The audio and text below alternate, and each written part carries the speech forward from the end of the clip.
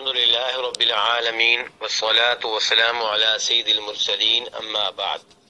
ایک بھائی سوال کرتے ہیں کہ اگر ٹوائلٹ کا رخ کعبہ کی طرف ہو تو کیا اس میں قضائے حاجت میں کوئی حرج ہے یا پھر ایسے ٹوائلٹ کا رخ تبدیل کیا جائے؟ تو گزارش یہ ہے کہ نبی صلی اللہ علیہ وسلم نے پیشاب پخانہ کرتے ہوئے کعبہ کی طرف منہ کرنے سے اور کعبہ کی طرف پشت کرنے سے روکا ہے۔ چنانچہ جناب ابو ہریرہ کہتے ہیں کہ نبی علیہ السلام نے فرمایا کہ جب تم میں سے کوئی اپنی حاجت کے لیے بیٹھے تو قبلے کی طرف منہ نہ کرے اور نہ قبلہ کی جانب پشت کرے۔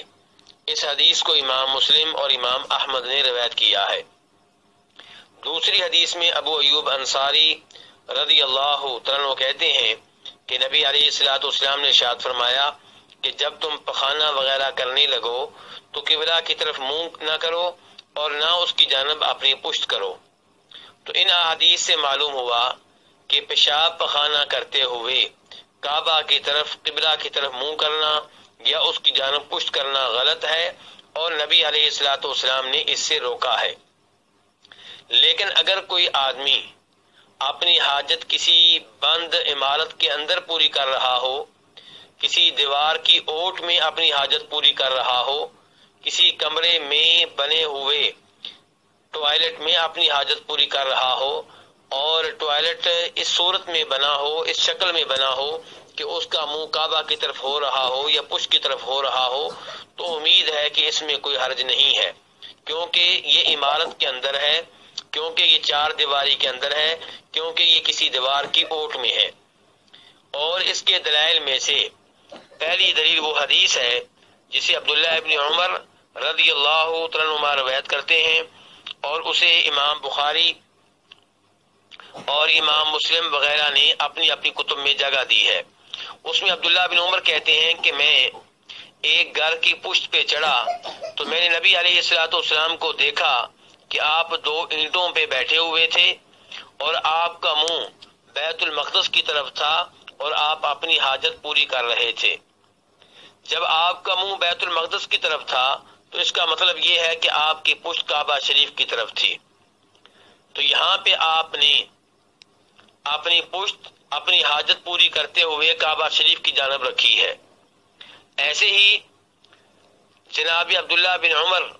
رضی اللہ عنہ کے بارے میں مروان اصفر کہتے ہیں کہ میں نے انہیں دیکھا کہ انہوں نے ایک دفعہ اپنی سواری بٹھائی اور پھر قبلے کی طرف منہ کیا اور پیشاب کرنے لگے، تو میں نے کہا کہ کیا اس عمل سے روکا نہیں گیا؟ تو انہوں نے کہا بالکل اس سے روکا گیا ہے،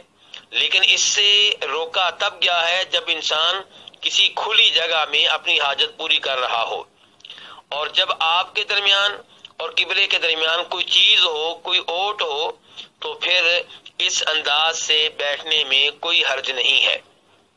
اس حدیث کو امام ابو داؤد رحمہ اللہ روایت کرتے ہیں اور شیخ البانی رحمہ اللہ نے اس کو حسن درجے کی قرار دیا ہے۔ ایسے ہی جناب جابر بن عبداللہ رضی اللہ عنہ کہتے ہیں کہ نبی علیہ السلام نے پیشاب کرتے ہوئے قبلہ کی طرف منہ کرنے سے روکا ہے، لیکن آپ کے فوت ہونے سے 1 سال پہلے میں نے آپ کو دیکھا کہ آپ قبلہ کی طرف منہ کر کے اپنی حاجت پوری کر رہے تھے۔